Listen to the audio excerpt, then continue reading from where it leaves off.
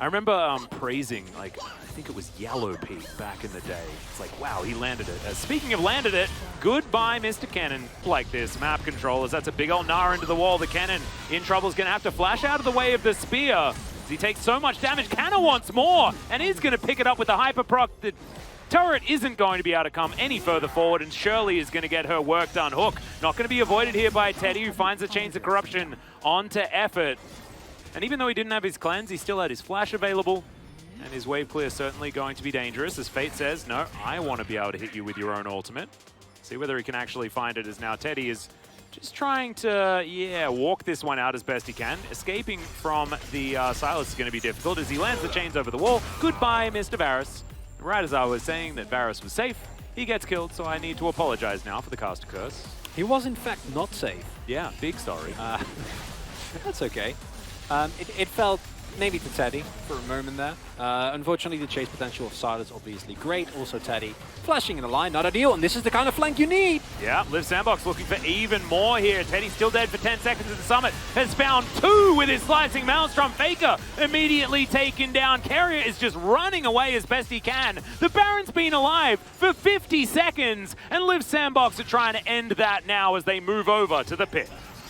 The exact situation that you need to avoid as T1. The kill on Teddy is one thing, that's fine, that's not the end of the world, but then why are you sieging in mid without control of your vision? Right, they're walking very deep, get greedy for some damage on the mid lane turret, and now they're gonna lose the Baron this early on.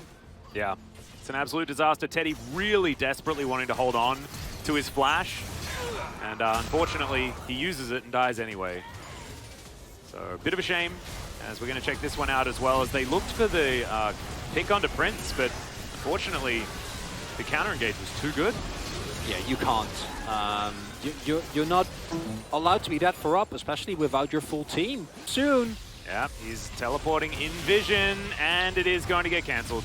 Goodbye, Canna. But now Liv Sandbot's going to move in there and get rid of it where they can. The Baron has respawned as now Canna looking for Summit, but the teleport will come forward. That's a flash, and Summit just immediately goes golden, buys time for Fate to get on in here. And Canna, I don't know what that was, but it did not work. T1 indecisive right now. The Baron going down relatively slowly as Summit looking for his flank. There's the flash in. The exhaust is going to come down though as now Summit's in trouble. He's going to fall immediately as Carrier goes golden. Chains of Corruption connecting, but there's not that much damage on T1 side. Prince forced out of there, has some short-range weaponry at the moment. And it's a 4v4. Prince is the win condition as there's the Gnar. And Canna may have done it. They lock down Effort. As now right into the back line they go as they trade 1-for-1. It's supports now that have been taken out. Carrier and Effort have both fallen down. Got a nasty peek and gone back with a fresh health bar. And I don't think either team can go for Baron here, but they're now moving towards the objective. Kana coming in with the flank. Yeah, immediate teleport to come through here as Fate looks for the chains, but only finds a hijack onto Teddy. Now Kana with absolutely 0 mega bar shows himself to the rest of Liv Sandbox. The 3 could collapse on him. He does not have his flash available, but can hop some walls if you would like to, and does do that. As we now see T1 trying to work out what they want to do, as it looks like Liv Sandbox will just walk over and take Soul Point. And it's the threat that's available, right? Yes, you can approach her as T1, but if you get hit by Fate, if you get too close to Prince, you just die, right?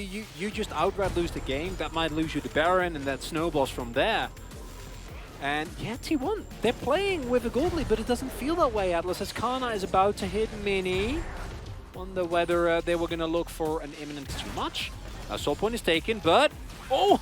Whew. Okay, Teddy. Very close, but Summit might just be able to take him down here. Just needs one more Q, and that is goodbye, Barretts. In the meantime, T1 are taking on the Baron. Let's see whether they can actually lock this one up. They're going to need to try and burst it. Lantern Ride is going to be taken here as T1 will be able to secure the Baron, but can they get out alive? Two-man Shockwave comes on through. Summit also has to use his Zhonya's, as now Owner is also going to go into his, but unfortunately it's not going to be enough as Liv Sandbox tidy up. It's Canna and Carrier left with a Baron, but at least Liv Sandbox aren't going to be able to take one for themselves, but they might be able to break open the base off this one. It's 32.5 minutes into this game, and Prince does a heck of a lot of damage. Yeah. The Cloud Drakes mean that cooldown timers in this game, not really a thing, Atlas. We have them for every single fight. Yeah. maybe Cloud Souls are the reason we get more action, not less. Yeah, Azael was right all along, I tell you.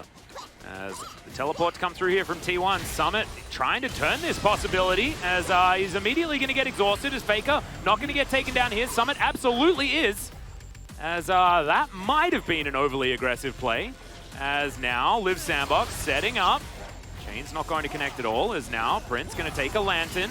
Chains of Corruption connect, as that's a big gnaw from Fate. But where's the follow-up? He does find his Zonya's button. Shockwave comes through and they get rid of the Silas. Croco trying to get out of there as Owners dived on forward. Goodbye, Mr. Aphelios.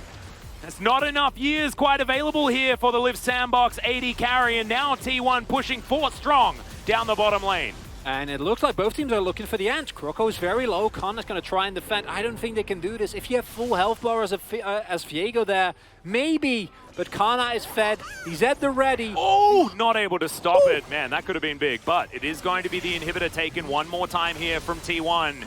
They're looking for it. Yeah, we're going to go for the end. 5 members of T1 pushing on forward. 25 seconds on Fate, 22 on Prince. Is now effort desperately trying to keep these turrets alive. But T1, they are one-track focused. They want this 3-0. Hook is going to connect onto Faker, but it's not going to be enough. And T1, despite everything that happened in the mid to later game, they are still able to make that decisive play and take down